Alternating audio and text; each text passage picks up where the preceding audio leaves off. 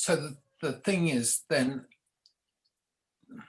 okay, this is my belief system after years of working with people. I don't know if it's mainstream, medical wisdom right now.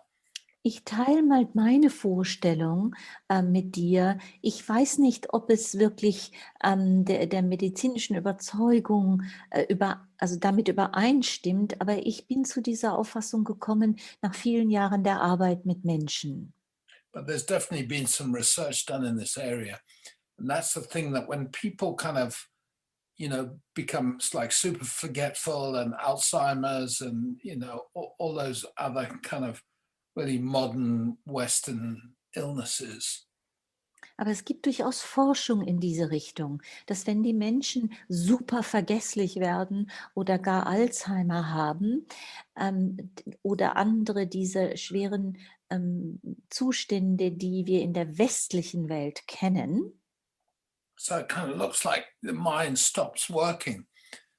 But when they do brain scans of people with those conditions, they find the brain is actually super active.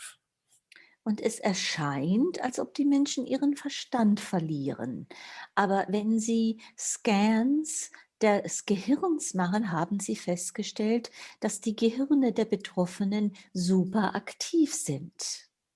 So, and typically your brain is super active when you haven't resolved many of your issues.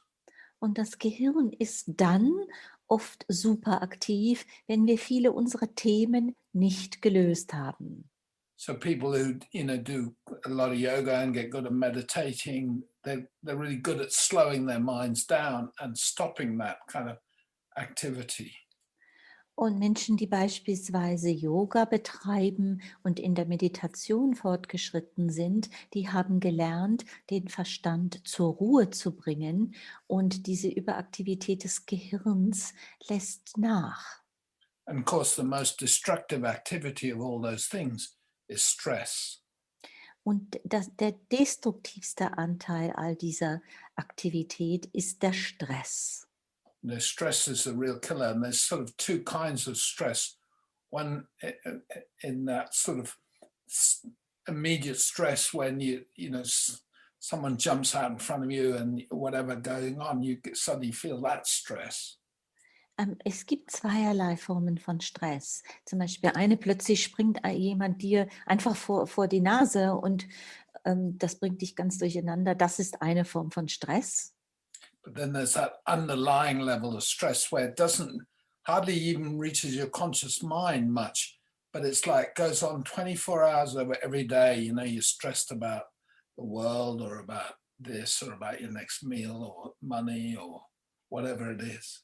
Und dann gibt es die andere Form von Stress, die unterschwelliger läuft, aber sie läuft dafür ständig. Die ganze Zeit sind unterschwellig Sorgen, Grübeln, Gedanken zum Beispiel über deine berufliche Situation, über Finanzielles, dein Dach über dem Kopf, solche Dinge. And to my mind, it's that low-level continuous stress that actually is the most toxic for your body and your mind, and has just you never really come to rest. Und meines Erachtens ist diese subtilere Form des Dauerstresses unterschwellig die destruktivste Form. Du kommst sowohl physisch als auch dein Verstand kommt nicht zur Ruhe. So your mind's always overworking, and that sort of Alzheimer's forgetfulness is like almost like shock. When a body's badly injured, you go into shock, which is a way of just closing down. And to me, that's like your mind is in shock.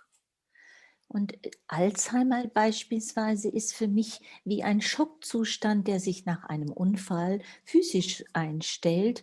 Hier haben wir es damit zu tun, dass das Bewusstsein und der Verstand in diesen Schockzustand geht, wegen der Überforderung dieses dauernden Stresses. So, just on the practical day-to-day level, really work on your personal purification and become really aware of how much low-level stress you've got going on in your life. Daher würde ich empfehlen, dass du weiterhin eifrig an dieser Selbstreinigung arbeitest und auch achtsam darauf bist, wie das bei dir in deinem Leben steht mit diesen unterschwelligen Stressoren auf Dauer. So that's on the practical level. Then in terms of processing yourself, Das ist die praktische Ebene und in Bezug darauf, den eigenen Prozess and this is voranzubringen, important thing to remember, what you fear, you're also attracted to. ist es wichtig, in Gedanken zu haben, dass das, was wir fürchten, ist auch das, wovon wir angezogen sind. You know, when people fear death, that the extent of their fear is also their extent of their attraction to that. Und wenn beispielsweise Menschen sich vor dem Tod fürchten, ist diese Furcht davor, entspricht auch ihrem Angezogensein davon. So then you need to, you know, process yourself. First of all, how come I want to lose my mind, you know? Und And dann there's ist es lots also of wichtig, answers for that. dass du dich dem eigenen Prozess diesbezüglich widmest und einmal schaust, warum zieht es mich an, die Vorstellung, meinen Verstand zu verlieren, verrückt zu werden. And really process yourself and work with people about that.